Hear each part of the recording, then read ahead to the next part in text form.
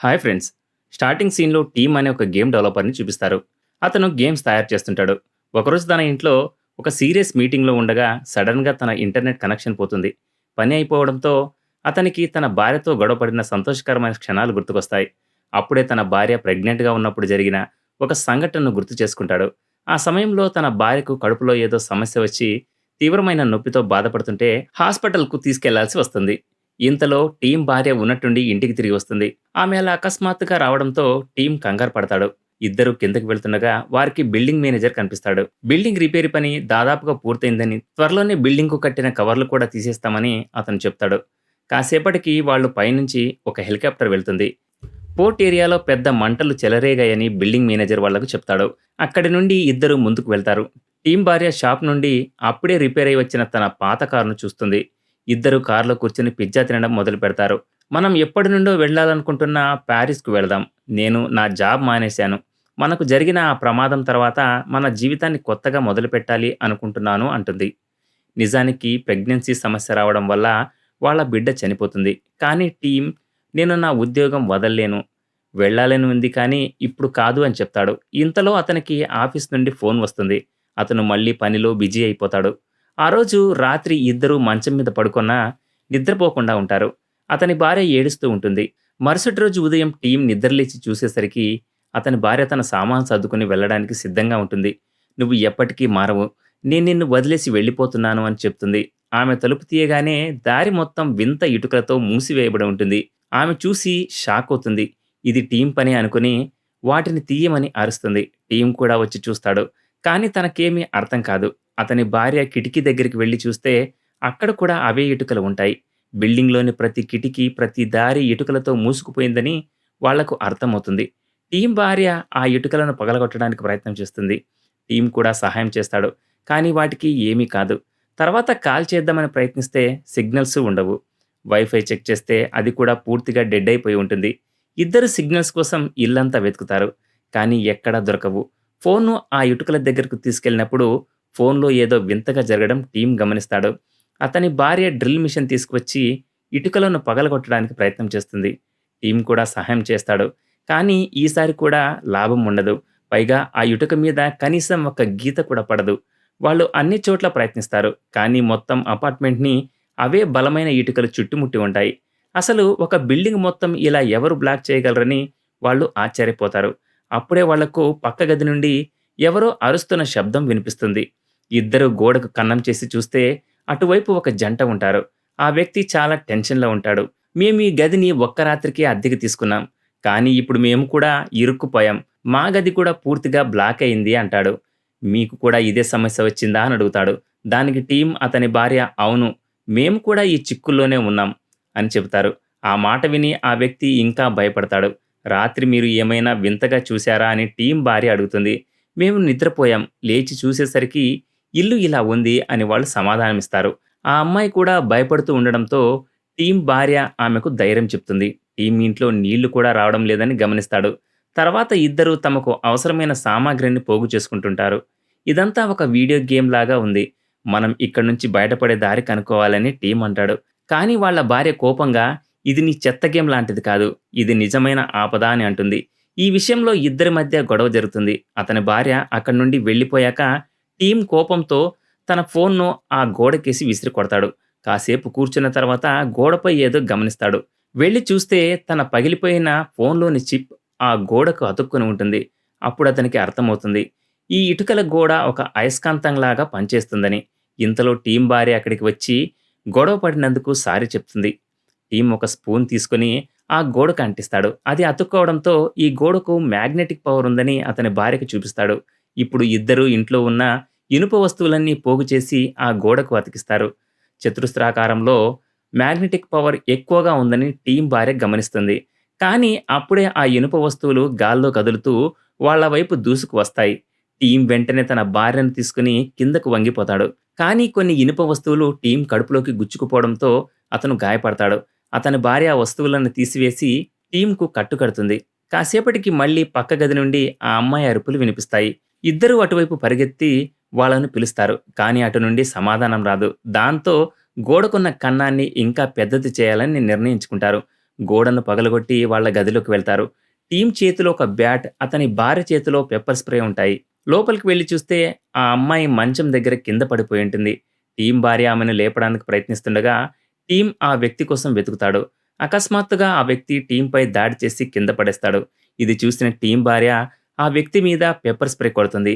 Team అతన్ని కొట్టబోతుండగా ఆ అమ్మాయి అడ్డుపడి, "అతను నన్నేమీ చేయలేదు. నేనే కింద పడిపోయాను. బహుశా రాత్రి మేమిద్దరం ఎక్కువగా తాగామని" చెప్తుంది. టీమ్ ఆ వ్యక్తికి మత్తు దిగే వరకు అతని చేతులు కట్టేస్తాడు. అప్పుడు ఆ అమ్మాయి తమ గురించి చెప్పడం మొదలుపెడుతుంది. "మేమిద్దరం భార్యాభర్తలం. నా భర్త పేరు మార్విన్" అని చెప్తుంది. టీమ్ ఆ అపార్ట్మెంట్‌ని వెతుకుతుండగా ఒక స్టోర్ రూమ్ కనిపిస్తుంది. అక్కడ అతనికి ఒక పెద్ద సుత్తి దొరుకుతుంది. దాని సహాయంతో టీమ్ గోడను బద్దలు కొట్టడానికి ప్రయత్నిస్తాడు.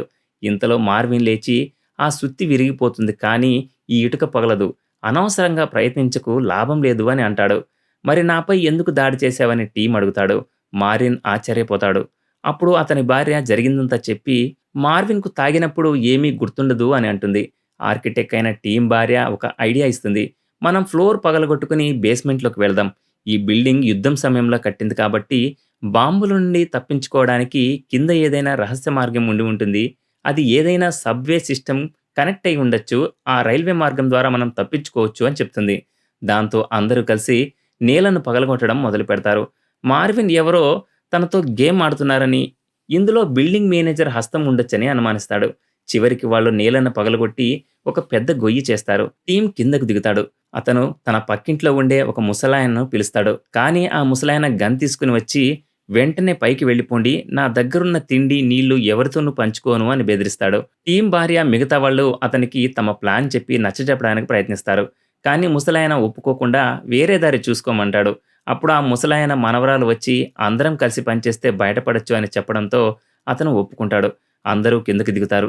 టీమ్ మార్విన్ చేతులు విప్పి నేల పగలగొట్టడంలో సహాయం చేయమంటాడు. అకస్మాత్తుగా టీమ్ ఒక డివైస్‌ని చూస్తాడు.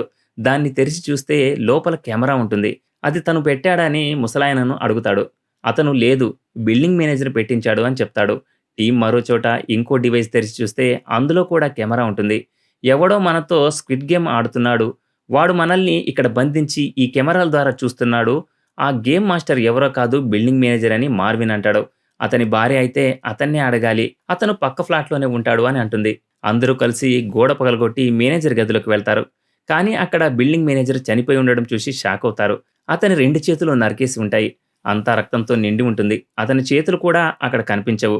అది చూసి మార్విన్‌కు వాంతి వస్తుంది. అతను వాష్‌రూమ్‌కు వెళ్ళిపోతాడు. అతని భార్య కూడా వెనకే వెళ్తుంది. టీమ్ భార్య కూడా భయపడిపోతుంది. టీమ్ ఆమెను శాంతపరుస్తాడు. కానీ ఆమె కూడా గది బయటకు వెళ్ళిపోతుంది. టీమ్ మేనేజర్ ఫోన్ చెక్ చేయగా అందులో ఈ గోడకు సంబంధించిన చాలా ఫోటోలు ఉంటాయి. అందరూ మళ్ళీ నేల పగలగొట్టడం మొదలుపెడతారు. టీమ్ భార్య అతనికి ఒక న్యూస్ ఆర్టికల్ చూపిస్తుంది. అందులో మొదట వినిపించిన అగ్ని ప్రమాదం గురించే ఉంటుంది.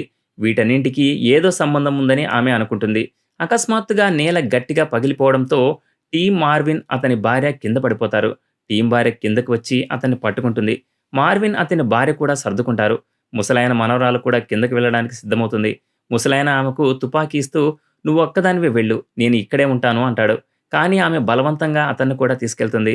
వాళ్ళు కిందకి చేరుకోగానే ఒక వ్యక్తి చేతులు పైకెత్తి వాళ్ళ దగ్గరకు వస్తాడు. "నా పేరు యూరి. ఈ ఫ్లాట్‌లో ఉండేవాడు నా స్నేహితుడు. నేను కొన్ని రోజుల కోసం తన దగ్గరకు వచ్చాను" అని పరిచయం చేసుకుంటాడు.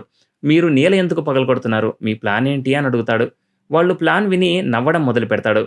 "ఈ ఇటుకల గోడ మన రక్షణ కోసమే. ఇది ఒక హైటెక్ సిస్టమ్. ఎలాంటి దాడి నుండైనా మనల్ని కాపాడుతుంది" అని చెప్తాడు. "నీ థియరీకి ఏదైనా ప్రూఫ్ ఉందా?" అని అడిగితే యూరి దగ్గర సమాధానం ఉండదు. అందుకే ఏవో పిచ్చి పిచ్చి థియరీలు చెప్పడం మొదలుపెడతాడు. "ఇక్కడ ఉండే నీ స్నేహితుడు ఎక్కడా?" అని అడిగితే యూరి తన స్నేహితుడు శవాన్ని చూపిస్తూ, "అతను సడెన్‌గా కింద పడిపోయాడు. బహుశా హార్ట్ అటాక్ వచ్చి ఉంటుంది. అతను కూడా ఈ ఇటుకల గురించి రీసెర్చ్ చేస్తున్నాడు" అని చెప్తాడు. అందరూ విచారంగా "బయట అంతా నాశనమైపోయిందా? మనం వెళ్ళాలా వద్దా?" అని మాట్లాడుకుంటుంటారు. మార్విన్, అతని భార్య, టీమ్ భార్య బయటికి వెళ్లి రిస్క్ తీసుకుందామని, ఇంట్లోనే ఇరుక్కుపోవడం సరికాదని అంటారు. దాంతో అందరూ గది నుండి బయటకు వెళ్తారు. ముసలాయన మనవరాలు మాత్రం యూరి స్నేహితుడి పనిని చెక్ చేయడానికి అక్కడే ఉండిపోతుంది. "ఈ గోడ టెన్షన్ వల్ల నా స్నేహితుడు చనిపోయాడని" యూరి అంటాడు. తర్వాత ముసలాయన మనవరాలు కూడా మిగతా వాళ్ళతో కలిసి వెళ్ళిపోతుంది. అందరూ నేల పగలగొట్టి బేస్మెంట్‌లోకి వెళ్తారు. అక్కడ ఒక సొరంగం కనుగొని దాని తలుపును పగలగొట్టడానికి ప్రయత్నం చేస్తారు. కానీ దాని వెనక కూడా అవే ఇటుకల గోడ ఉండడం చూసి షాకవుతారు. మార్విన్ కోపంతో సుత్తితో గోడను కొడతాడు. టీమ్ అతన్ని ఆపడానికి ప్రయత్నిస్తాడు. ముసలాయన గన్‌తో మార్విన్‌ని బెదిరించి శాంతపరచడానికి చూస్తాడు. Marvin okay. ఓకే. అంటూనే సడెన్‌గా తుపాకీ లాక్కొని గోడ మీద కాల్పులు జరుపుతాడు. బుల్లెట్లు గోడ దగ్గరికి పోయి వైబ్రేట్ అవ్వడం మొదలవుతాయి. అందరూ కిందకి వంగండి అని టీమ్ అరుస్తాడు. అందరూ వంగడంతో బుల్లెట్లు వాళ్ళ పైనుండి దూసుకెళ్తాయి. కానీ ముసలాయన టైంలో వంగలేకపోవడంతో ఒక బుల్లెట్ అతనికి తగులుతుంది. అతని మనవరాలు వెంటనే అతని దగ్గరికి వెళ్లి సహాయం కోసం అరుస్తుంది. మార్విన్ సహాయం చేయబోగా ఆమె అతనిపై అరుస్తుంది. అక్కడికక్కడే ఆ ముసలాయన చనిపోతాడు. అందరూ యూరి స్నేహితుడి గదిలో విచారంగా కూర్చుని ఉంటారు. మార్విన్ భార్య మనందరి జీవితాల్లో మనల్ని కలిపే ఏదైనా ఒక కామన్ విషయం జరిగిందా అని అడుగుతుంది. నేను చిన్నప్పుడు చావు అంచుల దాకా వెళ్ళి వచ్చాను అని ఆమె చెబుతుంది. ముసలాయన మనవరాలు మా అమ్మ క్యాన్సర్‌తో చనిపోయింది అని అంటుంది. యూరి నేను పోలీసుల్లో ఉన్నప్పుడు ఒక వ్యక్తిని చంపాను అని చెప్తాడు. మార్విన్ గురించి అందరికీ తెలిసిందే. అతను ఇప్పుడే ఏం చేశాడో ఆ ముసలాయన మనవరాలు అంటుంది. మార్విన్ ముసలాయన చావుకు క్షమించమని అడుగుతాడు. కానీ ఆమె మళ్ళీ అతనిపై అరుస్తుంది. ఇప్పుడు వాళ్ళు టీమ్ అతని భార్యను అడుగుతారు. అతని భార్య చెప్పబోతుండగా టీమ్ ఆపుతాడు. అయినా ఆమె నా కడుపులో బిడ్డ ఉన్నప్పుడే మేము మా బిడ్డను కోల్పోయామని చెప్పేస్తుంది. టీమ్ వేరే గదిలోకి వెళ్ళిపోతాడు. అతని భార్య కూడా అక్కడికి వస్తుంది.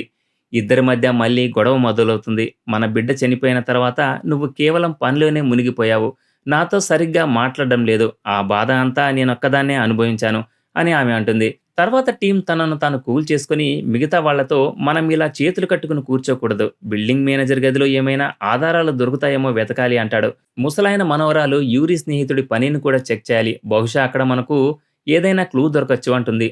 దాంతో టీమ్ మార్విన్ అతని భార్య బిల్డింగ్ మేనేజర్ గదిని చెక్ చేయడానికి వెళ్తారు. టీమ్ భార్య ముసలాయన మనవరాలు యూరి స్నేహితుడి పనిని చూడటానికి వెళ్తారు. కానీ యూరికి ఇందులో ఆసక్తి ఉండదు.